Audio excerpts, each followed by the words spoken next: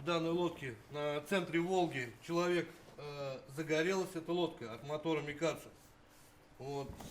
То есть пожар перекинулся, загорелась лодка. Николай Хамотников узган елның августында Иделдә булган күңелсез вакыйга турында сөйли. Ул зыян күрүче Валерий Мажаровскийның законлы вәкиле. 62 яшьлек ир-ат 2 ел элек 57 мең сумга яңа мотор сатып алган. Узган елның августында беренче тапкыр аны сынап карамакчы була, суга чыга.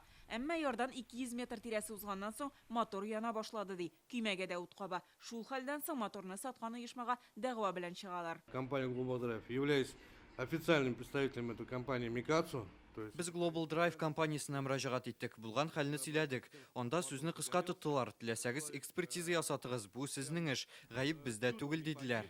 Алар мотор һәм көймәгә киткән чыгымнар белән бәйле матди зыянны каплауларын сорый. Компаниядә исә моторда кимчелекләр булмавын белдерәләр. Моны экспертиза раслады диләр. Ул 10 октябрьдә үткәрелгән. Если бы что-то было из-за мотора, то возгорание произошло. Әгәр мотор төзексез булса, ул эштән янар иде. Ә эштә берни юк, чипчиста. Бәлки ул кеше тәмәке кабызган булгандыр. Башка сәбәптә булырга мөмкин. Бу очракта җитештерүче гаепле түгел.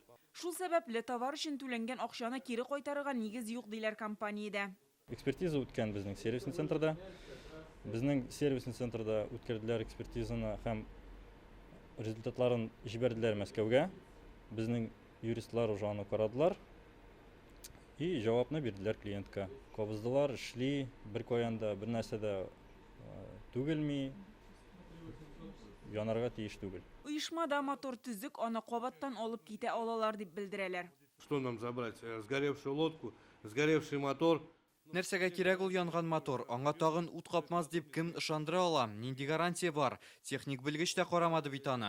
Кабат кулланырга ярый дигән язу да бирмәделәр. Компания риза булмаган очракта сатып алучыга үз хисабына кабат экспертиза үткәрергә тәкъдим итә. Бу якынча 45 мең сум тирәсе тора. Әгәр дә сатучы инде үз экспертизасын үткәреп, бу кимчелекләр күрсәтелмәгән икән, гарантийный кимчелекләр гарантийный характер дип әйтик инде аны. Бу очракта сатып алучы кеше инде судка мөрәҗәгать итә ала һәм в судебном порядке инде уже экспертиза ясатып, үз хукукларын якларга мөмкин. Әгәр дә инде суд карарында бу экспертиза күрсәтсә, бу кимчелекләр гарантийный случай түгел дип, шул очракта инде бу сатып алучы кеше бу экспертиза бәясен түләргә тиеш була инде. Ягъни мотор төзек дип табылган очракта шикаят язучы өчен бу өстәмә чыгымнар дигән сүз. Әгәр төзексез булуы расланса, моторга киткән акчаны кайтара ала яки башкасына алыштыру мөмкинлеге бар. Хәзергә зыян күрүчеләр компания үткәргән экспертизаның нәтиҗәләре язылган документны көтә. Гөлнас Сәйфетдинова, Гадел Миндубаев, Яңа Гасыр каналы.